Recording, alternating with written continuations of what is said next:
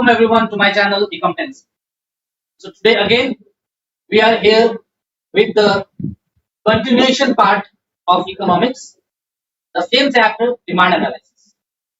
So हमने last video में demand analysis के बारे में पढ़ा था, that is what is demand, different concepts of demand, what is law of demand, factors affecting demand. तो ये सब हमने लास्ट वीडियो में पढ़ा था.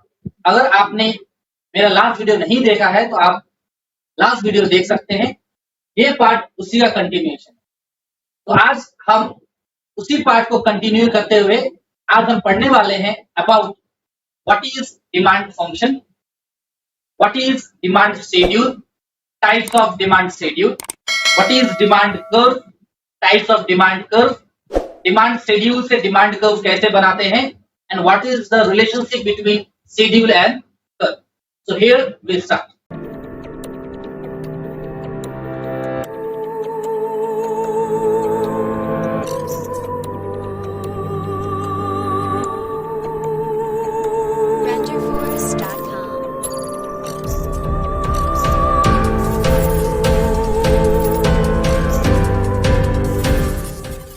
तो आज हम पढ़ने वाले हैं अबाउट डिमांड फंक्शन. तो व्हाट इज डिमांड फंक्शन? हमने लॉ ऑफ डिमांड पढ़ा है. What is law of demand? Inverse relationship between quantity demanded and price, other factors remaining constant. But यहां हम स्टार्ट करने वाले हैं विद डिमांड फंक्शन. तो डिमांड फंक्शन क्या है? तो इसका डेफिनेशन है functional relationship between commodity demanded and it's determinant. इसका मतलब ये हुआ कि कोई भी सामान, कोई भी कमोडिटी हम डिमांड करते हैं तो उस कमोडिटी का डिमांड और उसके डिटरमिनेंट्स मतलब जो हमने लास्ट क्लास में पढ़ा था, factors affecting demand, that is price of the commodity, income of the consumer, taste and preference, weather condition और भी बहुत सारे थे. तो ये जो फैक्टर्स जो मेरे डिमांड को अफेक्ट करने वाले हैं, ये फैक्टर्स और मेरा डिमांड के बीच में जो रिलेशनशिप है, इसका रिलेशनशिप को हम बोलते हैं डिमांड. तो what is demand function? Demand function refers to as functional relationship between commodity demanded and factors affecting demand or its determinant. आप चाहो तो इस determinants के नाम भी लिख सकते हैं. The determinants are as follows. Number 1, price of the commodity. Number 2, income of the consumer, taste and preference of the consumer, related prices of the commodities, etc. बहुत सारे हैं, आप 5-6 देके etc. लिख सकते. So this was demand function. अब हम next topic करते हैं जो कि बहुत इंपॉर्टेंट टॉपिक है. यहां से आपका ग्राफिकल पोर्शन स्टार्ट. सो वो है पहला डिमांड शेड्यूल एंड फिर है डिमांड कर्व. पहले कंप्लीट करते हैं डिमांड शेड्यूल. डिमांड शेड्यूल क्या होता है? तो हमने ऑलरेडी पढ़ा है डिमांड का मतलब. What is demand? डिमांड मतलब the desire for any commodity, कोई भी कमोडिटी का डिजायर करना बैक्ड बाय परचेसिंग पावर, और उसे खरीदने के लिए हमारे पास पैसा होना, इसे हम कहते हैं डिमांड. अब इसको शेड्यूल कैसे बनाएं? तो शेड्यूल का मतलब क्या होता है? शेड्यूल का मतलब होता है टेबुलर एक्सप्लेनेशन. टेबुलर का मतलब कोई भी रिलेशनशिप को अगर हम इन द फॉर्म ऑफ टेबल दिखाएंगे, उस टेबल को हम बोलते हैं. तो यहाँ पे डिमांड शेड्यूल का मतलब क्या है? तो रिलेशनशिप बिटवीन, डिमांड शेड्यूल का मतलब है relationship between quantity demanded at different possible prices expressed in the form of schedule या फिर expressed in the form of table. It is known as demand. और एक बार मैं बोलता हूँ, what is demand schedule?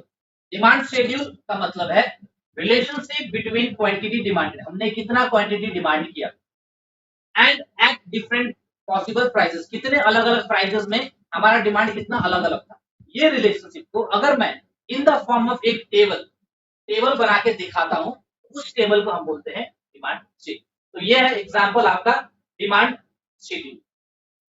Next है आपका demand curve. What is demand curve?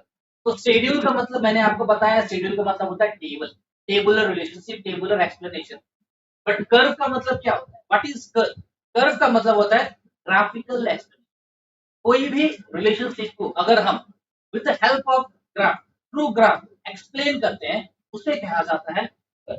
तो यहाँ पे कौन से कर्व का बात कर रहे हैं हम? We are talking about demand. तो व्हाट इज डिमांड कर्व? ये भी रिलेशनशिप है। क्या का relationship? Relationship between quantity demanded at different possible price. तो डेफिनेशन चेंजेस नहीं हो रहा है, डेफिनेशन सेम है, सिर्फ एक लास्ट का वर्ड आपको चेंज करना है, that is relationship between quantity demanded at different possible prices expressed graphically or expressed in the form of graph. It is known as demand. तो दोनों के डेफिनेशन में एक लास्ट वर्ड का डिफरेंस है। डिमांड शेड्यूल भी एक रिलेशनशिप है, different quantities demanded at different possible prices, but उससे हम लोग एक्सप्रेस करते हैं in the form of table, तो उसे कहते हैं हम लोग डिमांड शेड्यूल। तो डिमांड कर्व क्या है? सेम चीज, relationship between different quantities demanded at different possible price, but उसे एक्सप्रेस हम लोग कैसे करते हैं? How do we express it? Expressed in the form of graph और express graphically, then it is called demand. जैसे यहाँ पे मैंने दिखाया है ग्राफ, यहाँ मैंने दिखाया है शेड्यूल। तो आई होप आपको क्लियर हो गया what is demand schedule, what is demand. अब हम पढ़ेंगे types of demand schedule. Demand schedule दो टाइप का होता है, डिमांड कर्व भी दो टाइप का। Demand schedule is of two type, individual demand schedule, market demand. Individual और मार्केट का मतलब क्या है? तो इंडिविजुअल वर्ड से आपको समझ में आ रहा है एक, अगर हम कोई एक कस्टमर का डिमांड को एक्सप्रेस करते हैं in the form of table, उसे कहते हैं इंडिविजुअल डिमांड शेड्यूल। नेक्स्ट है आपका मार्केट डिमांड शेड्यूल। तो what is market demand schedule? अगर एक पर्टिकुलर मार्केट में डिफरेंट कस्टमर्स का जो पर्टिकुलर डिमांड है एट डिफरेंट पर्टिकुलर प्राइस, अगर उसे हम एक्सप्लेन करते हैं in the form of table, उसे कहते हैं मार्केट डिमांड। तो अगर इसका डेफिनेशन जानना हो तो फिर से ये पार्ट सेम रहेगा, बस आपको कुछ ऐड करना है। पहले करते हैं demand schedule of individual, that is individual demand schedule. तो इंडिविजुअल डिमांड शेड्यूल का मतलब है relationship between quantity demanded at different possible price for one individual, एक इंडिविजुअल के लिए in the form of table, then it is called individual demand. जैसे कि मैंने यहाँ पे बताया ए का डिमांड प्राइस है और ए का अलग अलग डिमांड, तो सिर्फ इतना पार्ट जो है ये बन जाता है आपका इंडिविजुअल डिमांड। तो मार्केट डिमांड शेड्यूल क्या है? Same definition, relationship between quantity demanded at different possible prices but not for an individual, for the whole market as a whole. अगर हम लोग पूरा मार्केट का डिमांड शेड्यूल बनाते हैं then it is called market demand schedule. Last में एक ही word लगाना है आपको, relationship between quantity demanded at different possible prices for the whole market in the form of table, it is known as market demand schedule। जैसे मैंने यहाँ दिखाया market, यहाँ दो इंसान है, मान लीजिए मार्केट में दो कस्टमर्स है ए एंड बी, तो दोनों का अगर मैं ऐड करूंगा तो मुझे क्या मिलेगा? Market demand schedule. नेक्स्ट आता है आपका demand curve. What is demand curve? हमने कर लिया ऑलरेडी। अब टाइप्स ऑफ डिमांड कर्व, तो डिमांड कर्व भी दो ही टाइप का है, सिर्फ individual demand curve, market demand. तो इंडिविजुअल डिमांड कर्व का मतलब एक कस्टमर का डिमांड शेड्यूल को अगर हम एक कर्व में बनाते हैं उसे हम कहते हैं इंडिविजुअल डिमांड कर्व। तो मार्केट डिमांड कर्व क्या है? अगर पूरा मार्केट का डिमांड शेड्यूल अगर हम कर्व का फॉर्म दे, ग्राफिकली एक्सप्लेन करें, उसे कहते हैं मार्केट डिमांड। अब आते हैं इसका डेफिनेशन। तो डेफिनेशन फिर से सेम रहेगा, चेंजेस होगा एक last word. What is individual demand curve? Relationship between quantity demanded at different possible prices for one individual expressed in the form of graph. It is called individual demand. तो क्या था definition? Same, expressed in the form of graph for one individual.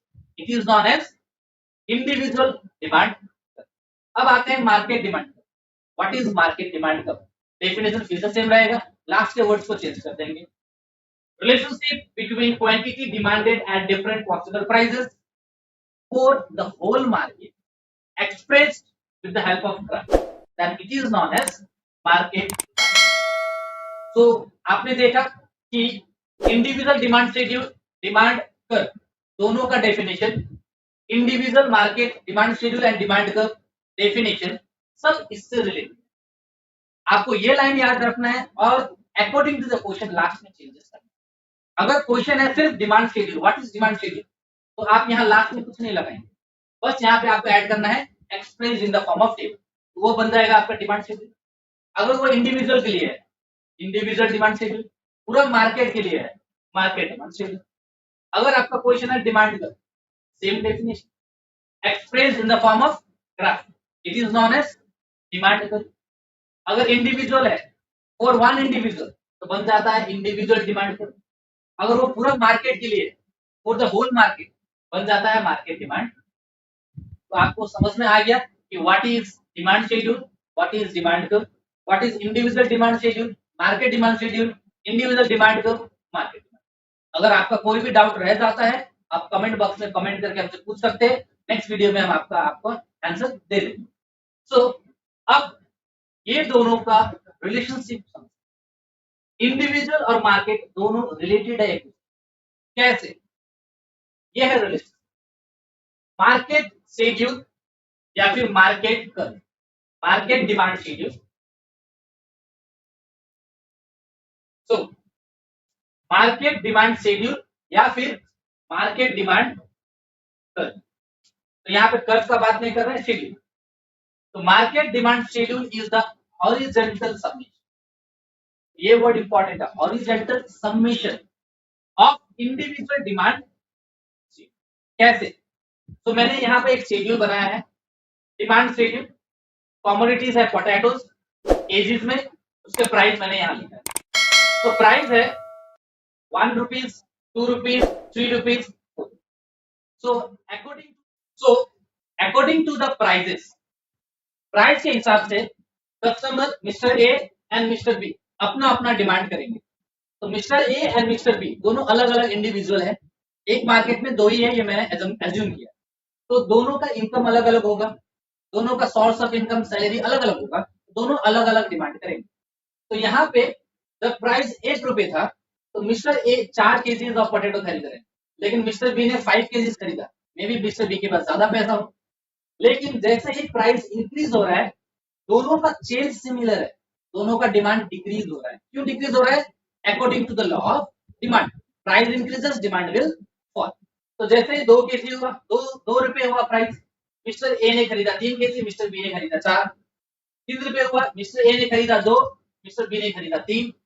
4 रुपए हुआ तो mister ए ने खरीदा 1 KG और mister B ने खरीदा 2 केजी। तो आप देख सकते हैं प्राइस इंक्रीज हो रहा है लेकिन डिमांड कंटिन्यूअसली डिक्रीज हो रहा है। तो यह है इंडिविजुअल डिमांड, ये बन जाता है आपका demand schedule of mister A, एक जन का डिमांड शेड्यूल, तो ये बन जाता है इंडिविजुअल डिमांड शेड्यूल। तो ये इंडिविजुअल डिमांड शेड्यूल के लिए मैंने एक अलग से कर्व बनाया है मिस्टर ए का, ये है इंडिविजुअल डिमांड। तो कर्व कैसे मैंने बनाया है, प्राइस को मैंने लिखा है वाई एक्सिस पे, क्वांटिटी डिमांडेड को मैंने लिखा है एक्स एक्सिस। तो ये है प्राइस और ये है क्वांटिटी, क्वांटिटी है केजीज में, रुपीज में है प्राइस। तो यहाँ पे मैंने कैसे एक्सप्लेन किया है, जब प्राइस 1 रुपए था तो डिमांड कितना था 4, मैंने वही किया, 1 रुपए में मेरा डिमांड था 4, तो ये ज्वाइन हो रहा है पॉइंट डी में। जब मेरा प्राइस 2 था तो डिमांड था 3, तो प्राइस 2 था डिमांड था 3, ये ज्वाइन हो रहा है पॉइंट नंबर सी में। प्राइस 3 था तो डिमांड था 2, तो प्राइस 3 था तो डिमांड था 2, ये ज्वाइन हो रहा है पॉइंट नंबर बी में। प्राइस 4 था तो डिमांड था लिस्ट 1, तो प्राइस 4 था तो डिमांड था लिस्ट 1, ये हो रहा है पॉइंट नंबर 1।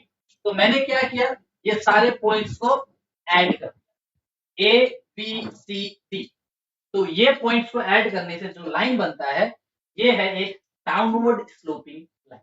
तो ये demand curve of mister A, that is individual demand. तो आई होप आपको individual demand schedule, individual demand curve समझ में आ गया। सिमिलरली यहाँ पे मिस्टर बी का भी डिमांड शेड्यूल है, मिस्टर बी का डिमांड डिक्रीज हो रहा है 5 4 3 2, तो मैंने मिस्टर बी का जो डिमांड शेड्यूल है इसके लिए अलग से डिमांड कर्व बनाया है, that is individual demand curve for mister B. इनका जब प्राइस 1 रुपए था तो इन्होंने 5 केजीज खरीदा, तो पॉइंट डी में इंटरसेक्ट हो रहा है। जब 2 था तो 4 केजीज, 3 था तो 3 केजीज, 4 था तो 2 केजीज। तो ये बन जाता है demand curve of mister B. तो डिमांड कर्व दोनों ही डाउनवर्ड स्लोपिंग है, डाउनवर्ड यानी दोनों नीचे की तरफ जा रहे हैं, नेगेटिवली स्लोप बोलते हैं। रीजन क्यों? Why demand curve is negatively sloped या फिर downward slope? Demand curve negatively slope या डाउनवर्ड स्लोप क्यों है? तो यहाँ पे इस आपका आंसर है क्योंकि प्राइस और क्वांटिटी दोनों ऑपोजिट डायरेक्शन में जा रहे हैं। प्राइस बढ़ रहा है, डिमांड घट रहा है। प्राइस घटेगा तो डिमांड बढ़ेगा। तो there is inverse relationship between price of the commodity and demand for the commodity. तो ये इनवर्स रिलेशनशिप की वजह से ये जो डिमांड कर्व है ये नेगेटिव स्लोप। तो आई होप आपको individual demand schedule, individual demand curve समझ में आ गया। लेकिन market demand schedule individual demand schedule से कैसे निकलेगा? कैसे निकलेगा? Horizontal summation. तो हॉरिजॉन्टल का मतलब क्या होता है? स्ट्रेट लाइन, पैरेलल लाइन जो हॉरिजॉन्टल डायरेक्शन में जाए। तो यहाँ पे हॉरिजॉन्टल समेशन किसे बोलते हैं? इसे बोलते हैं horizontal. This is called horizontal summation. सब हॉरिजॉन्टल समेशन में जा रहे हैं। तो समेशन का मतलब क्या होता है? एडिशन। तो अब मैं निकालने वाला हूं मार्केट डिमांड। तो मार्केट डिमांड कैसे निकलेगा? 4 + 5 = 9, 3 + 4 = 7, 2 + 3 = 5, 1 + 2 = 3। दैट मीन्स जितने भी इंडिविजुअल डिमांड मार्केट में होते हैं, सारे इंडिविजुअल डिमांड को अगर हम ऐड कर देंगे, कैसे ऐड करेंगे? हॉरिजॉन्टली, वर्टिकली नहीं, हॉरिजॉन्टली। तो अगर हम लोग horizontal summation of all individual demand करते हैं तो जो आंसर निकलेगा that is called market demand. तो then we get market demand schedule. तो अब ये इंडिविजुअल डिमांड शेड्यूल का अगर ग्राफ है तो मार्केट डिमांड शेड्यूल का भी ग्राफ होगा। तो अब मार्केट डिमांड कर्व बनाते हैं with the help of market demand schedule. तो ये मिटा के मैं यहाँ पे आपको मार्केट डिमांड कर्व दिखाता हूं।